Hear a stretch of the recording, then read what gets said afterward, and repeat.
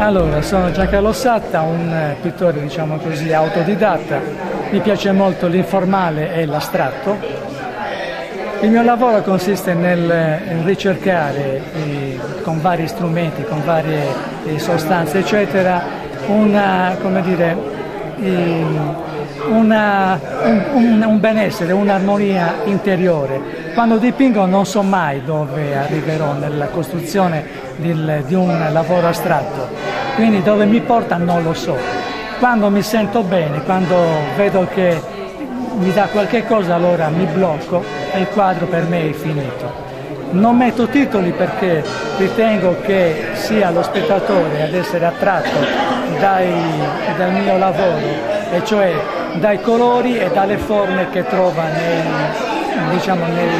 nei miei lavori, per cui se riesce a entrare dentro il quadro io ho raggiunto il mio scopo, niente di più. Poi io dipingo per me, se riesco a fare questo anche agli altri mi piace, però è più che altro trovare una gioia dentro di me e tutte le sensazioni che io provo poi nel fare il lavoro, tutto quanto qua, non c'è niente di trascendentale, ecco, a posto così.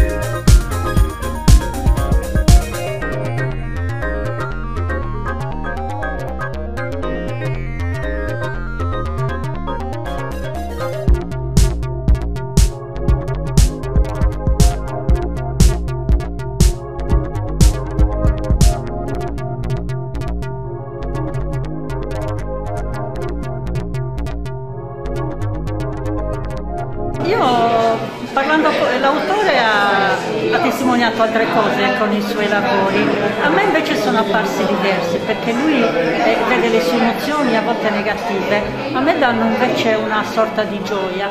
Ho notato che si ripete spesso un taglio in diagonale, e quindi stavo chiedendo appunto all'autore cosa rappresentasse, e lui mi sta dicendo che rappresenta una ferita, la ferita mortale probabilmente, che viene inflitta all'uomo nella sua debolezza. In tutte le sue cose, fragilità. Esatto, il dettaglio è questo, cioè non contiene nulla, non tiene niente.